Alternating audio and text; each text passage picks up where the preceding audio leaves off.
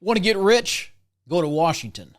That's been a blueprint for making millionaires for decades. They've all come out of Congress far wealthier than when they went in.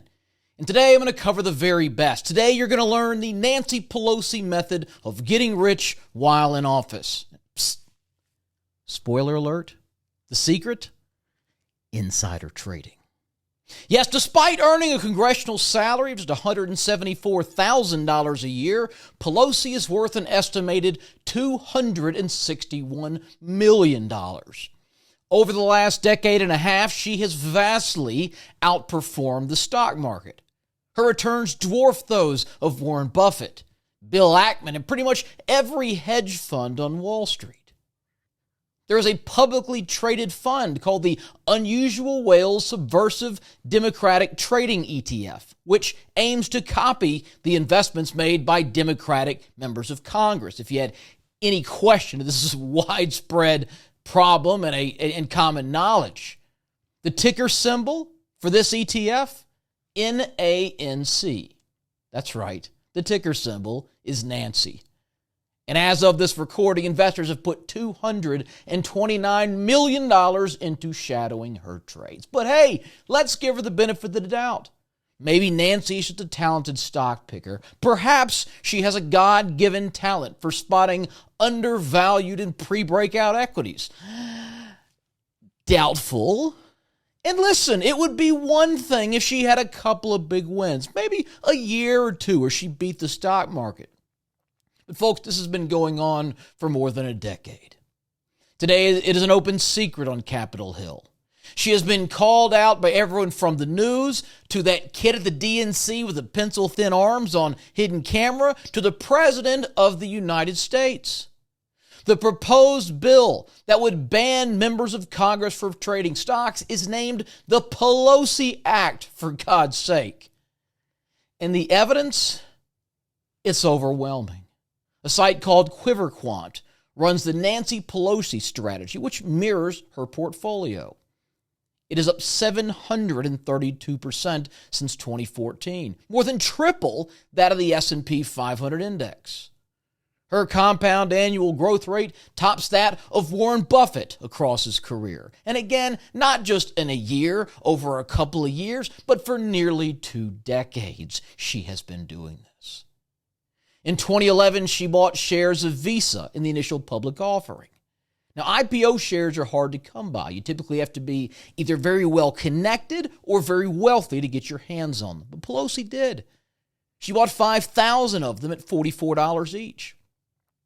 2 days later, they were trading at $64, a gain of $100,000 in just 48 hours. Now, at this time, again, this is 15 years ago, the press actually called out the corruption.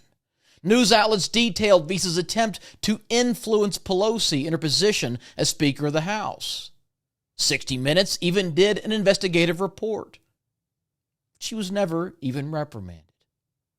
Pelosi got in hot water over the same stock in 2024.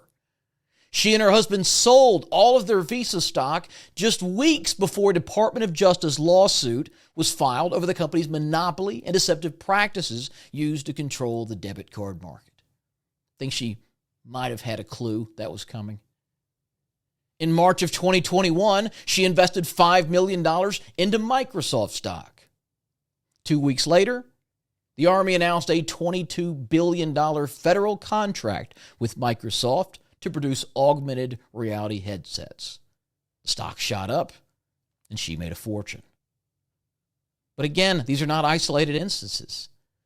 Later that year, she put $1 million in Tesla stock, just weeks before President Biden signed an executive order that mandated the entire federal fleet to transition to electric vehicles.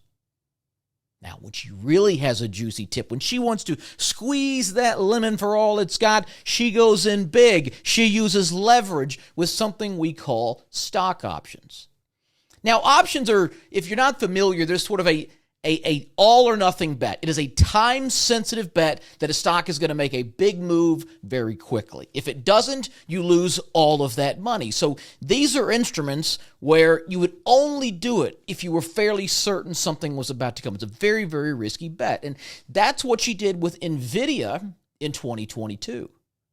You see, Pelosi bought $5 million worth of NVIDIA call options just weeks before the government announced the CHIPS Act, which awarded $52 billion in subsidies and tax credits to U.S. semiconductor manufacturers.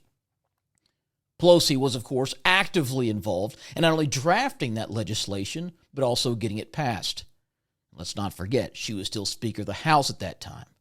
Nothing got passed without Nancy's support. She used call options again on Alphabet, which used to be called Google, just before the House Judiciary Committee was to vote on antitrust regulations for Silicon Valley monopolies like Google. Shocker, no action was taken against the company. And Pelosi, well, she netted a cool $5.3 million in profit on that trade. Look at her trade on Tempest AI back in January. Not only did she buy with six figures right at the low, but the stock shot up 168% in the next 6 weeks. There are online communities, forums, message boards dedicated to replicating her trades. Even the quants have built Pelosi trading bots, some like this one, with great success. Now, don't get me wrong, Miss Pelosi, she is the OG insider trader in Congress. She is the stock trading criminal her colleagues can only aspire to be. And while no one has ever done it as well as Nancy, they've tried, and they're doing it. For example, Representative Sidney Axne, she and her husband were trading Wells Fargo stock while she was on the Financial Services Committee in charge of investigating Wells Fargo during the fake account scandal. Representative Earl Blumenauer, this scumbag was buying defense company stocks on the very day Russia invaded Ukraine. For profit much, Earl? Representative Kathy Clark bought HoloLogic stock in 2020, 1 week before that company was awarded a $119 million COVID-19 testing contract. And if that's not enough, Ms. Clark is literally on the committee that awarded that very funding. Representative Rick Allen made trades in Merck and Johnson & Johnson while serving on the subcommittee considering prescription drug price legislation.